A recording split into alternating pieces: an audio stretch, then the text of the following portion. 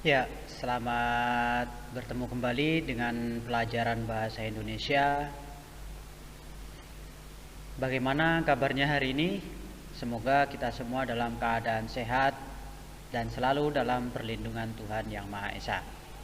Nah, kali ini kita akan belajar tentang cara membuat teks laporan observasi. Kita tahu teks laporan observasi itu adalah teks yang berfungsi untuk memberikan informasi tentang suatu objek atau situasi setelah diadakannya suatu pengamatan atau penelitian secara sistematis. Bagaimana cara membuat laporan observasi? Ya, tentunya kita harus mengamati apa saja objek yang akan kita observasi, tentunya seperti itu. Nah, bagaimana caranya? Caranya yang pertama, ini adalah langkah-langkahnya. Yang pertama, menentukan tema dan tujuan. Jadi kita pertama harus menentukan temanya dulu. Temanya apa nih? Nah, setiap observasi tidak bisa dilakukan tanpa tujuan dan tema yang jelas. Dari dua aspek penting tersebut sebelum melanjutkan kegiatan observasi. Jadi harus ada tema dan tujuan. Jadi harus jelas temanya apa dan tujuannya nanti apa. Contohnya tema tentang hewan, tumbuhan, objek suatu tempat, dan lain-lain sebagainya. Atau yang lainnya. Ini kita tentukan dulu temanya tentang apa? Tentang hewan. Hewan apa nih yang akan kita observasi? Hewan kelinci umpamanya. Setelah itu, tujuan observasi adalah untuk mengetahui segala sesuatu yang berkaitan dengan objek. Kaitannya dengan objek secara langsung dan jelas tanpa harus memperkirakan objek tersebut. Tidak ada perkiraan. Oh, ini kira-kira seperti ini. Kira-kira kelinci seperti ini. Tidak ada seperti itu. Harus diamati secara langsung dan jelas di situ apa yang dilakukan atau yang berhubungan dengan kelinci tersebut.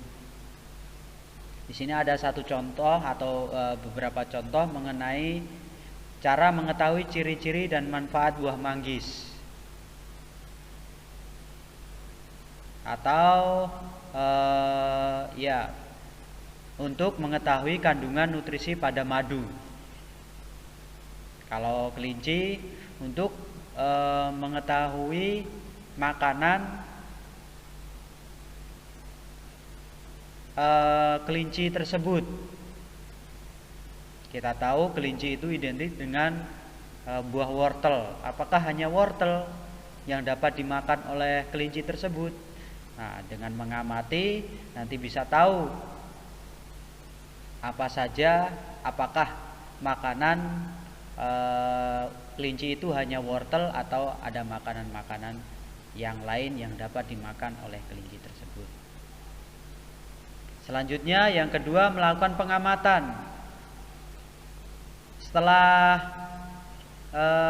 tema dan tujuan yang akan kita lakukan itu sudah jelas, sekarang lanjutkan dengan mengamati. Kita amati secara langsung. Proses pengamatan biasanya dihitung dengan skala waktu, bergantung waktu yang dibutuhkan.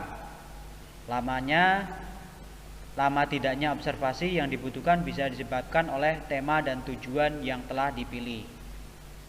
Kalau kita punya kelinci, bisa langsung dicoba, dikasih makan sayuran, apakah mau?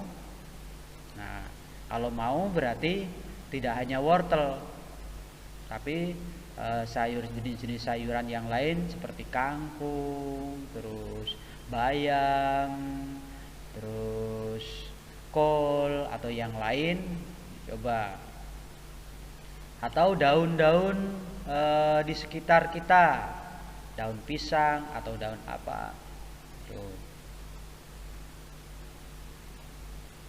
Nah itu dicoba beberapa kali, mungkin ada efeknya atau tidak nanti bisa kelihatan. Setelah diamati, apa langkah selanjutnya? Langkah selanjutnya itu menyusun kriteria data dan membatasi aspek yang hendak dilaporkan. Apa saja? Setelah itu susunlah data-data dari hasil penelitian Anda dan pilih aspek yang akan dilaporkan. Banyak hal kan kalau dilaporkan tentang kelinci, bisa kebiasaannya, bisa rumahnya, bisa tentang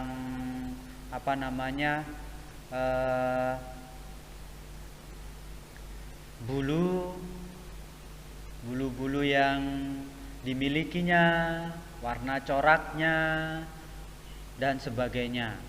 Nah, kita batasi nih tentang makanannya juga bisa seperti itu. Kita batasi jangan terlalu banyak aspek yang kita laporkan. Kita ambil satu atau dua yang bisa kita laporkan. Jangan terlalu banyak. Kalau terlalu banyak nanti akan terjebak dalam pelebaran atau nanti semakin panjang kalau kalian membicarakan banyak hal, banyak aspek tersebut, membicarakan tentang kebiasaannya, membicarakan tentang rumahnya, atau membicarakan tentang makanannya, membicarakan tentang yang lain-lainnya, itu bisa melebar kemana-mana, bisa panjang. Nah, bagaimana caranya? Ya tentukan salah satu saja, salah satu kriteria atau tujuan yang ingin kamu sampaikan. Yang paling depan tadi, tujuannya yang ingin kamu sampaikan itu apa? Aspek yang ingin kamu laporkan. Nah itu, jadi kalau semakin banyak aspek yang kamu laporkan, itu semakin melebar dan tidak ada arahnya apa yang kamu ingin laporkan. Ini lebih ke spesifik apa yang ingin kamu laporkan. Apa nih yang ingin kamu laporkan? Tentang makanan kelinci, atau tentang rumah kelinci, seperti itu, atau kebiasaan kelinci. Salah satu saja, jangan banyak-banyak, nanti tidak fokus jadinya. Nah setelah itu langkah selanjutnya apa? Mendeskripsikan tiap unsur. Saat melakukan tahap ini, Anda wajib memahami gambaran keseluruhan dari objek yang dipilih untuk nantinya dijelaskan dalam bentuk teks tertulis. Gunakan kaidah kebahasaan. Kemarin kaidah kebahasaan menggunakan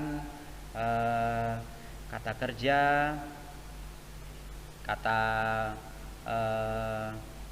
nomina, kata benda, frasa nomina, frasa verba, itu kalian gunakan, dan konjungsi yang dibutuhkan untuk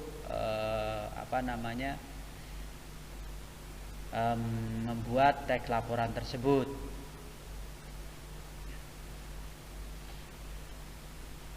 Nah,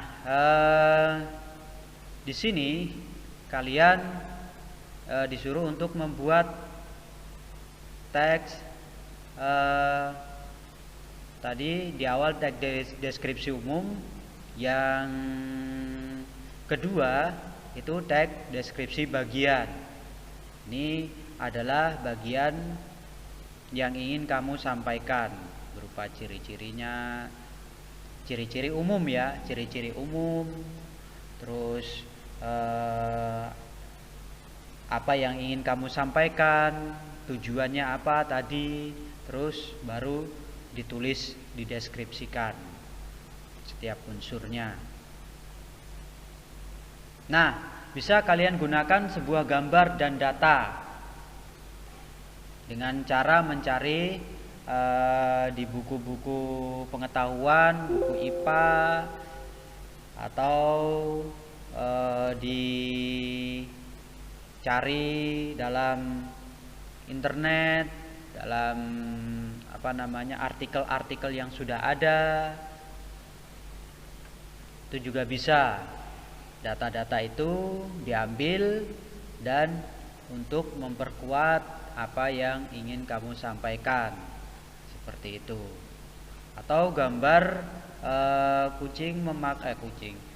kelinci memakan sayuran atau daun pisang di foto. Ini buktinya, dan dia tidak ada efeknya sampai sekarang, seperti itu. Digunakan data, mungkin angka-angka atau grafik atau apa, itu bisa dicantumkan. Nah, yang terakhir ini adalah menentukan manfaatnya.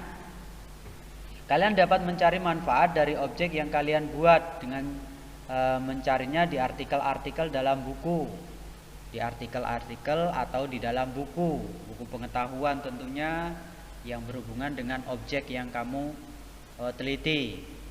Kalau objek yang kalian amati, atau berada di kalian cari di media-media massa yang sudah ada seperti koran, majalah, dan internet, seperti itu. Itu yang berhubungan dengan manfaat. Yang kalian pahami itu tentang strukturnya. Kemarin itu ada 3: deskripsi umum, deskripsi bagian, dan deskripsi manfaat. Nah, ini bagian tugasnya. Carilah satu objek di sekitar atau di rumah kalian. Jadi tentukan objeknya, satu objek. Setelah itu tentukan tujuan yang ingin kalian sampaikan mengenai objek yang kalian amati nantinya. Setelah itu tulislah deskripsi umum tentang objek yang kalian amati.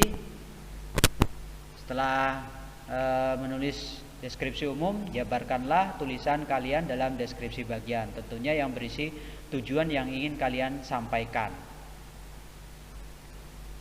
Yang selanjutnya, kemudian tulislah deskripsi manfaat dari objek yang kalian amati. Setelah itu tugas kalian ketik di Word maupun ditulis tangan dengan binder atau di binder. Setelah selesai, kumpulkan tugas kalian di Google Class. Nah, terima kasih. Itu cara membuat laporan observasi. Demikian yang dapat Bapak sampaikan. Terima kasih. Sampai jumpa.